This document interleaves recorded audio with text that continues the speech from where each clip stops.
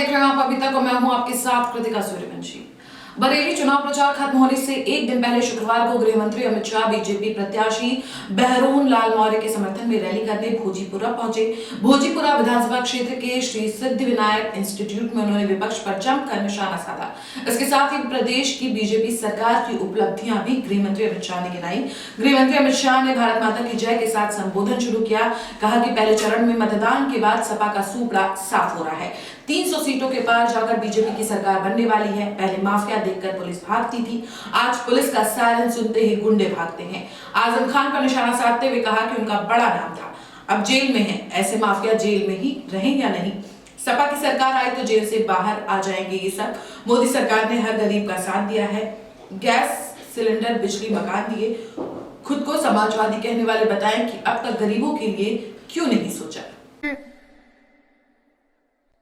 रिठोरा के अध्यक्ष राकेश कश्यप जी, श्री विजेंद्र पटेल जी, श्रीमती रश्मि पटेल जी,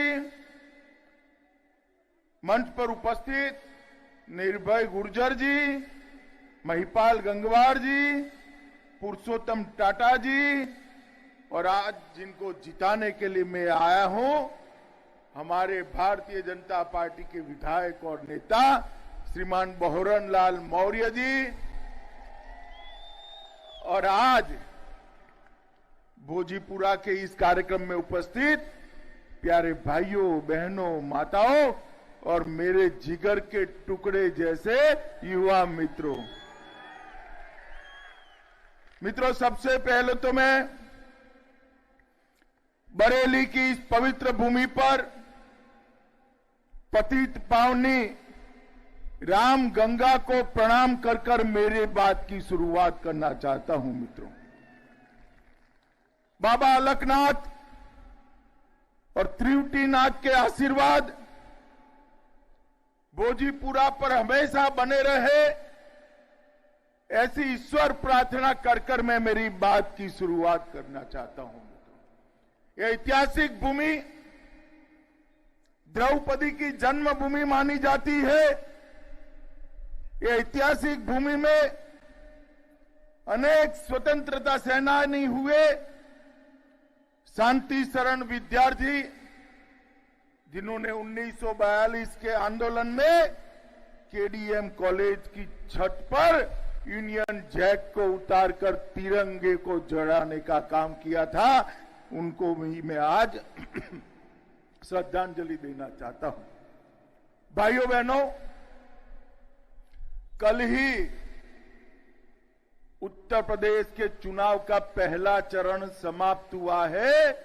मैं आपको बताने वाला हूं कि सपा आरएलडी का सुपड़ा साफ हो रहा है।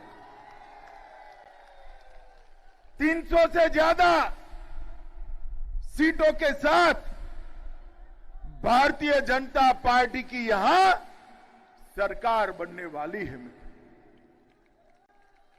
ये बरेली की महान जनता ने 2014 में, मैं आपको पूछूंगा, आप जवाब देना, 2014 में किसको जिताया? जोर से बोलो, भाजपा को जिताया? किसको जिताया? 17 में किसको जिताया? 19 में किसको जिताया? और अब 22 में किसको जिताएंगे? पक्का? मित्रों, जब मैं 2017 में उत्तर प्रदेश के चुनाव के प्रचार के लिए जाता था, तब चारों ओर से 14 हो या 17, हमें एक ही बात मिलती थी कि भाई साहब, बाकी तो जो करना है वो करना, मगर एक गुंडा राज को समाप्त कर दो। कहते थे या नहीं कहते थे भाई? जरा जोर से बोलो, कहते थे या नहीं कहते थे? ये पश्चिमी उत्तर प्रदेश और रुहेलखंड से चुन चुन कर माफियाओं को समाप्त करने का काम योगी आदित्यनाथ जी ने किया है। मित्रों, योगी आदित्यनाथ जी, आज एक जमाने में माफियाओं को देखकर उत्तर प्रदेश की पुलिस भाग जाती थी, आज पुलिस की सायरन सुनकर माफिया इधर उधर हो जाते हैं, इधर उधर। ये जो परिवर्तन आया है, ये परिवर्तन सपा बसपा सपा नहीं ला सकते, क्योंकि ये जातिवादी पार्टियों की मजबूरी है कि उनको माफियाओं को संरक्षण देना पड़ेगा। भारतीय जनता पार्टी कोई जातिवादी पार्टी नहीं है। भारतीय जनता पार्टी मोदी जी के सबका साथ सबका विकास के नारे पर चलती है। मुझे बताओ भाइयों बहनों, ये पूरे क्षेत्र में, पूरे उत्तर प्रदेश में 3 बड़े नाम थे। एक बड़ा नाम था आजम खान का, था या नहीं था? बड़ा दबदबा था या नहीं था? अब बताओ आजम खान कहां है? जोर से बोलो कहां है? दूसरा नाम था अतीक अहमद का। अतीक अहमद कहां है? जोर से बोलो कहां है? और तीसरा नाम था मुख्तार अंसारी का, कहां है? अब ये बताओ, अखिलेश बाबू निकले हैं, हमें वोट दो, हमें वोट दो। मिलना बिलना कुछ नहीं है, मगर गलती से भी समाजवादी सरकार की बनी तो ये तीनों जेल में रहेंगे क्या? रहेंगे क्या? रहेंगे क्या? ये भारतीय जनता पार्टी ही है जो माफियाओं को जेल के सलाखों के पीछे बंद कर कर रखती है और कोई नहीं कर सकता। मित्रों, भारतीय जनता पार्टी ही है जो जात पात देखे बगैर, जात पात देखे बगैर हर एक का विकास करती है। भारतीय जनता पार्टी की नरेंद्र मोदी सरकार ने उत्तर प्रदेश के 15 करोड़ गरीबों के लिए ढेर सारी योजनाएं भेजी और हमारे मुख्यमंत्री योगी आदित्यनाथ ने वो योजनाओं को आपके घर तक पहुंचाने का काम किया, कोई बिचौलिया नहीं रखा। मुझे बताओ माताओं, भाइयों, बहनों, कभी सपा बसपा में सोच सकते थे कि 1.5 करोड़ से ज्यादा माताओं को गैस का सिलेंडर मिलेगा? सोच सकते थे क्या? कभी सोच सकते थे कि 1,42,000 गरीबों के घर में बिजली पहुंचाने का काम नरेंद्र मोदी जी करेंगे? 1,42,00,000 घरों में बिजली पहुंचाई, करीब करीब 2 करोड़ घरों में शौचालय पहुंचाने का काम ये भारतीय जनता पार्टी की सरकार ने किया है। मित्रों, भारतीय जनता पार्टी की सरकार। एक जमाना था जब गरीब के घर में बीमारी आ जाए तो गरीब 2-3 दिन तो अपने बूढ़े पिताजी को अस्पताल में ले जाता था। फिर बाप ही कहता था, बेटा मैं तो बीमारी से मर जाऊंगा, मगर मेरा इलाज का जो ऋण होगा उससे तू भी मर जाएगा, तेरा परिवार भी मर जाएगा। मुझे ले चल घर में, जो भगवान ने किया है वो होगा। गरीब के घर में बीमारी सिर्फ बीमारी नहीं लाती थी, ढेर सारी दिक्कतें लाती थी। भारतीय जनता पार्टी की नरेंद्र मोदी सरकार ने हर गरीब को 5 लाख तक का सारा इलाज फ्री ऑफ कॉस्ट करने के लिए प्रधानमंत्री आयुष्मान भारत योजना का कार्ड लाया। आज गरीब बेटा भी बहुत बड़ी से बड़ी बीमारी में अपने पिताजी का इलाज करा सकता है, गरीब मां अपने बच्चे का इलाज करा सकती है। मैं पूछना चाहता हूं, नाम तो समाजवादी पार्टी रखा है, अखिलेश बाबू आपके शासन में गरीबों को ये फायदा क्यों नहीं मिला था? मिला था भाई, बताओ, मिला था? अभी कोरोना आया, कितना लोगों ने टीका लगाया? हाथ ऊपर करो तो जरा, सबका लगाया है ना? मंच वाले भी करो भाई, टीका किसने लगाया है? सबका लगाया है ना? जब टीका इजाद कर लिया गया, उसको परमिशन दिया गया, अखिलेश बाबू ने ट्वीट करा कि मोदी टीका है, मत लगाइयो, मैं भी नहीं लगाऊंगा। 1 महीने में तो डर कर दुम दबाकर उन्होंने टीका लगा दिया।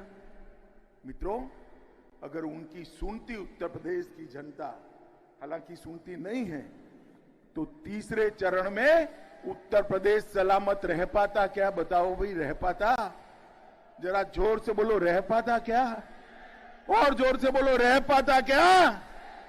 मित्रों, मोदी जी ने 130 करोड़ की जनता को टीका लगाकर कोरोना से सुरक्षित करने का काम भारतीय जनता पार्टी के प्रधानमंत्री नरेंद्र मोदी जी ने किया है। इतना ही नहीं, उत्तर प्रदेश के 15 करोड़ लोगों को 2 साल तक प्रति व्यक्ति 5 किलो अनाज free of cost Modi ji ने भेजा।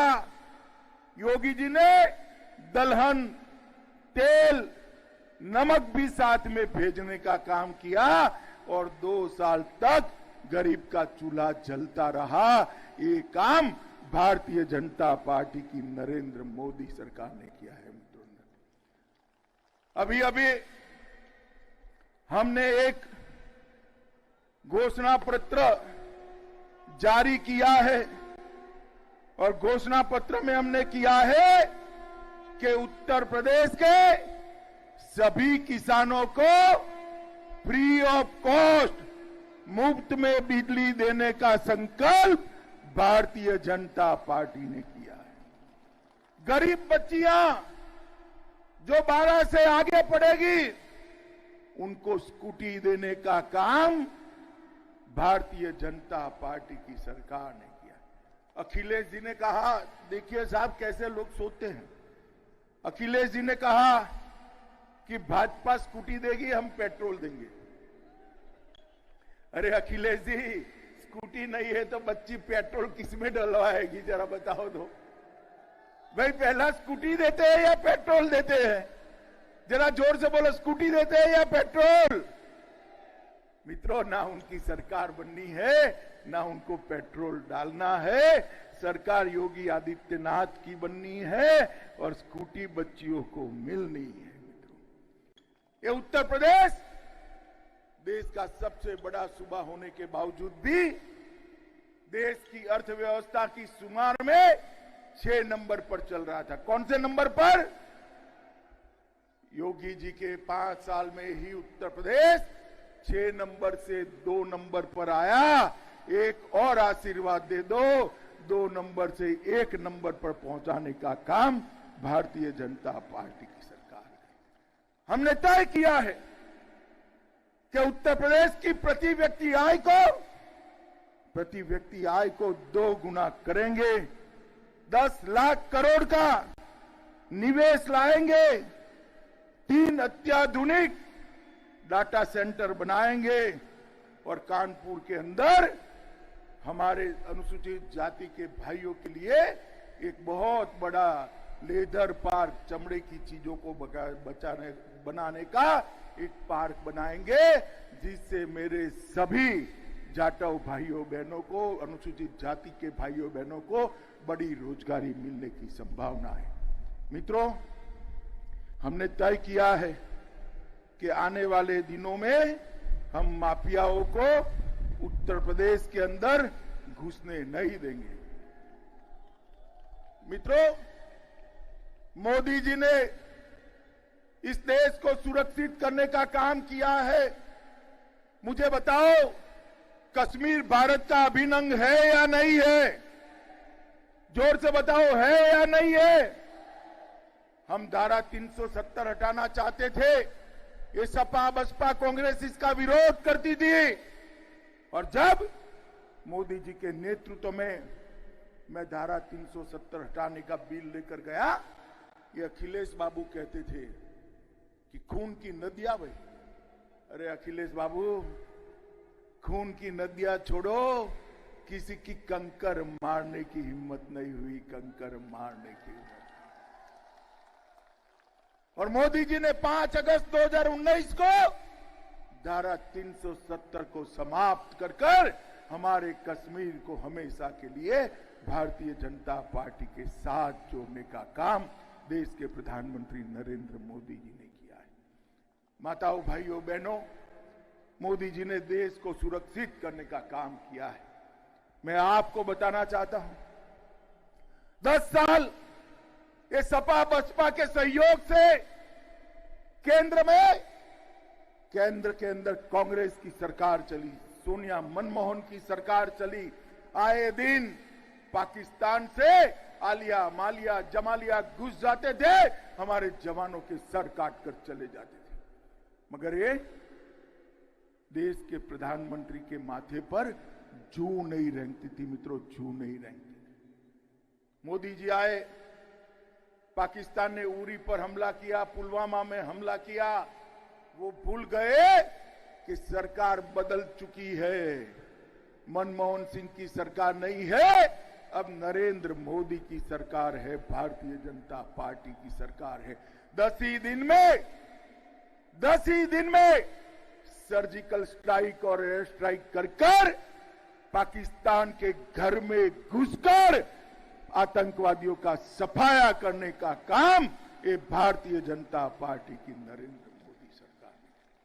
मित्र, नरेंद्र मोदी जी ने दुनिया भर में एक संदेश भेजा, भारतीय सेना और भारतीय सीमा के सामने आंख उठाकर कोई देख नहीं सकता, वरना उसको दंडित किया जाएगा। ये संदेश नरेंद्र मोदी जी ने भेजा है।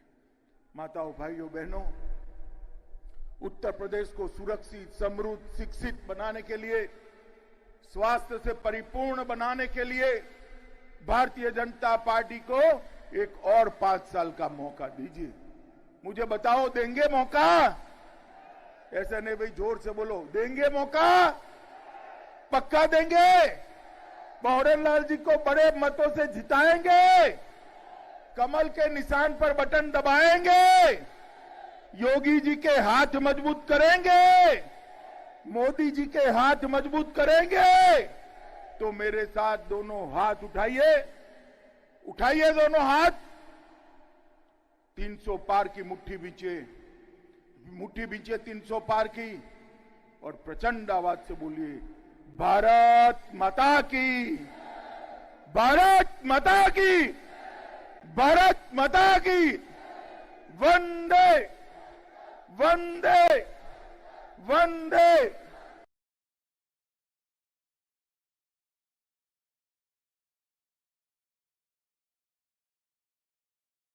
साथ बोलिए, भारत माता की। अरे भाई, राम प्यारी जी के जन्मभूमि के लोनी की आवाज को क्या हो गए, ऐसी होगी आवाज। उत्तर प्रदेश के सीएम योगी आदित्यनाथ ने शाहजहांपुर के ददरौल विधानसभा क्षेत्र में रैली को संबोधित करते हुए समाजवादी पार्टी, बहुजन समाज पार्टी और कांग्रेस पर जमकर निशाना साधा। सीएम योगी ने कहा कि हम विकास की बात करते हैं और ये मजहब की बात करते हैं। मैं गन्ने की बात करता हूं और ये जिन्ना की बात करते हैं। योगी ने विपक्षी पार्टियों पर हमला करते हुए कहा कि सपा बसपा कांग्रेस सिर्फ परिवार के लिए जीने वाली पार्टी है। आज प्रदेश में दंगा करने से डर रहे हैं। सीएम ने कहा कि वो अपराध को राज्य से पूरी तरह समाप्त कर देंगे। इसके साथ ही उन्होंने कहा कि यूपी में 5 साल पहले बिजली नहीं मिलती थी, लेकिन आज राज्य में 24 घंटे बिजली मिल रही है। डबल इंजन की सरकार में राशन का भी डबल डोज दिया जा रहा है। के अध्यक्ष से, वे पूर्व मुख्यमंत्री है, मैंने उनसे पूछा कहीं विकास कराया हो? किसको विकास कहते हैं? उन्होंने कहा हमने भी विकास कराया। मैंने कहा कहां विकास कराया? उन्होंने कहा कि आपने मेडिकल कॉलेज बना दिया, आपने सड़क बना दिया, आपने बिजली दे दी। मैंने कहा ये तो हमने किया क्योंकि हमारी जवाबदेही थी, लेकिन तुमने क्या विकास कराया है? उन्होंने कहा विकास हमने भी कराया है। मैंने कहा कौन सा विकास कराया है? उन्होंने कहा हमने कब्रिस्तान की बाउंड्री कैसे बनाई थी। क्या विकास कराया था उन्होंने? समाजवादी पार्टी ने क्या विकास कराया? कब्रिस्तान की बाउंड्री। तो कब्रिस्तान की बाउंड्री से अगर उनको वोट मिलना है तो उपचार भाजपा दे रही है, फ्री राशन भाजपा दे रही है, वैक्सीन भाजपा दे रही है, मेडिकल कॉलेज भाजपा दे रही है, सुरक्षा भाजपा की सरकार ने दिया है। और भाइयों बहनों, शाहजहांपुर की जब बात करते हैं तो ये तो क्रांति की भूधरा भी है। एक तरफ हनुमत धाम है और दूसरी तरफ पंडित राम प्रसाद बिस्मिल ठाकुर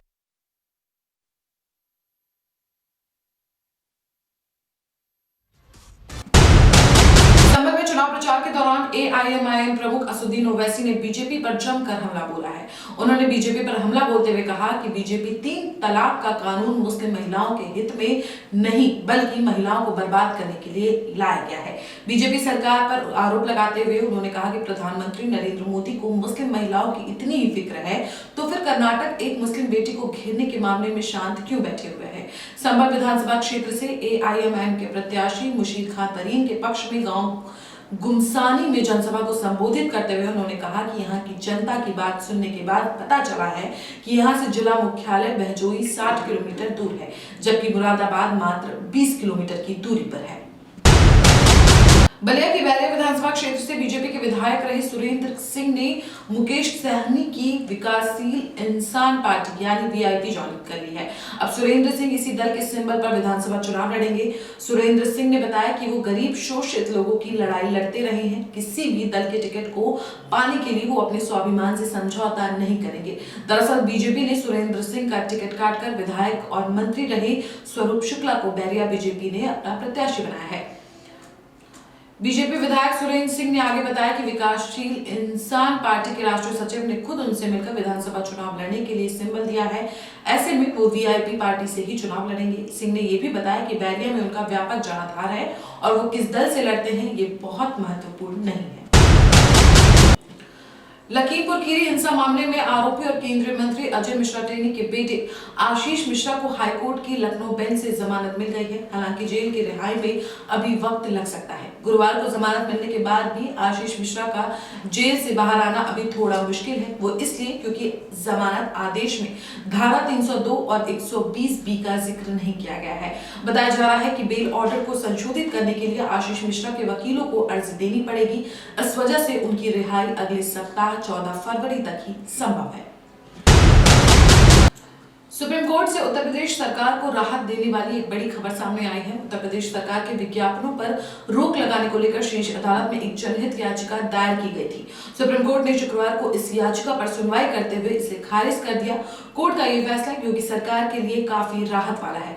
सुप्रीम कोर्ट ने याचिकाकर्ता की तरफ से दूसरी बार सुनवाई टालने पर नाराजगी जाहिर करते हुए जनहित याचिका को खारिज कर दिया है। आपको बता दें कि जनहित याचिका दायर करने वाले याची ने सुप्रीम कोर्ट से उत्तर प्रदेश सरकार के सभी विज्ञापनों पर रोकने को लेकर निर्देश देने की गुहार लगाई थी। याचिका में कहा गया था कि उत्तर प्रदेश सरकार अपनी विफलताओं को छिपाने और लोगों को गुमराह करने के लिए विज्ञापनों और इवेंट मैनेजमेंट पर करोड़ों रुपए खर्च कर रहा है।